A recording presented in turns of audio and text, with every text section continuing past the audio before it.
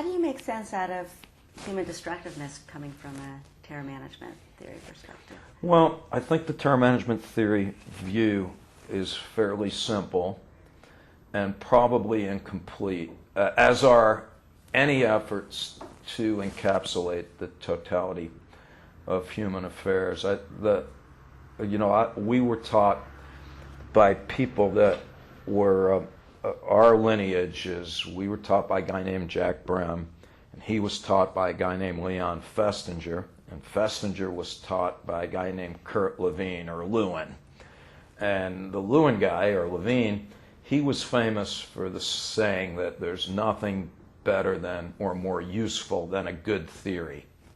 And then there's a German physicist whose name escapes me who said all theories are wrong.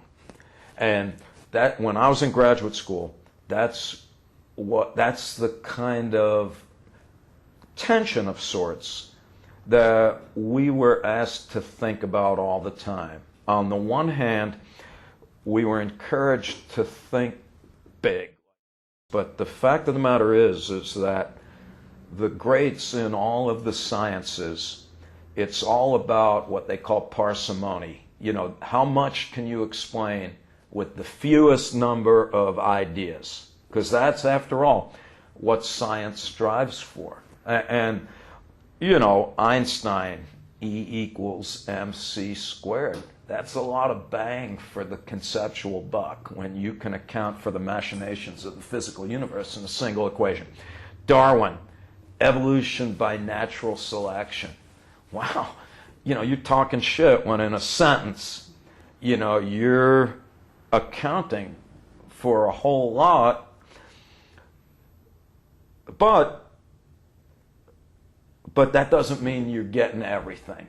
And so on the one hand, what you find is that all of the greats, they strive, they're ambitious, and they try to explain a lot with very few ideas, but they're never so arrogant as to claim that they're done or that they won't someday be proven wrong. All right, so with that caveat in mind, our view of destructiveness is I would say, of an amalgamation of Erich Fromm's ideas in The Anatomy of Human Destructiveness and Ernest Becker's ideas. What we get from Fromm is just the notion that people are naturally destructive because we're alive, and that, like it or not, we are all here today because we're effective killing machines.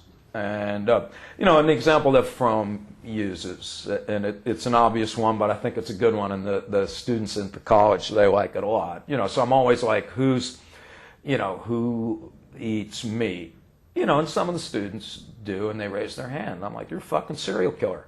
The cow wasn't done with its ass that you ate in the hamburger today, so your lunch was the result of a capital crime.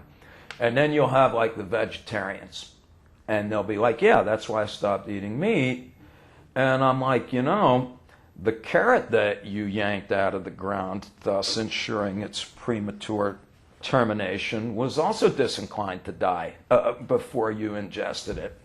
And then you have, my sister, who lived in California for 35 years. She was one of those who was like, yeah, that's why I don't eat anything until it falls off the tree. What are those lunatics called? Are fruitarians. Yeah. Yeah. Yes, but you walked across the lawn in order to get that apple, resulting in a holocaust of former insects that you annihilated on your way. And, the point's a silly one, but I think it's obvious, and that is that even inadvertently, we kill countless things on a daily basis in pursuit of sustaining ourselves. And we need to acknowledge that. And it's humbling, I think, and troubling. We also need to note, says Fromm, that there are times when we must, if we like living, defend ourselves. So he fleeing Germany from the Nazis, and Reinhold Niebuhr, the theologian, was the same. He's like, pacifism is all well and good until the Nazis bring the tanks into your town. And no, you don't roll over and die. You ought to resist under those conditions. So I guess one point is just that there's a natural destructiveness that's intrinsic to being alive. But of course, that's not the destructiveness that starts and perpetuates wars and genocides, or just the petty and ugly hatred that pervades the world around us. And this is where Becker's ideas for us, and they're not unique to him. I think they come out of the object relations tradition. In Becker's terms, because we're most familiar, or I am most familiar with his lingo, he has 2 points fundamentally. One is that we all, in order just to get up in the morning, subscribe to culturally constructed beliefs about the nature of reality. He calls it culture or cultural worldviews, but they're not. No cultural worldview is an absolute representation of reality, and therefore, when you run into somebody who has different beliefs, you are in trouble whether you're aware of it or not. His point very simply is that if you grant the legitimacy of an alternative conception of reality, you're undermining the confidence with which you subscribe to your own. And once that happens, you're exposing yourself to the very anxiety that your beliefs were erected to mitigate. And that in turn instigates a host of compensatory reactions to restore belief in your view of the world. So that would be one explanation for human destructiveness. So we'll get to the destruction part momentarily. Is just that the mere existence of alternative views is fundamentally disquieting. I kind of get that. And I think that that's correct. But the more ominous point that he makes in the Escape from Evil book is based on William James, actually, where William James talked about the fact that our symbols that we use to make us feel okay are very important and they're very powerful. But they are, after all, symbols, whereas death is a very real physical event. And James says, and I love this little quote, he just says, there is always a panic rumbling beneath the surface of consciousness. That's why, by the way, great people are great, because they have a way of turning a phrase that just captures it. I just love that. A panic rumbling beneath the surface of consciousness. In our lingo, it would be death anxiety that's repressed and therefore unconscious, but because repressed anxiety is psychologically unbearable, we have to dispose of it somehow.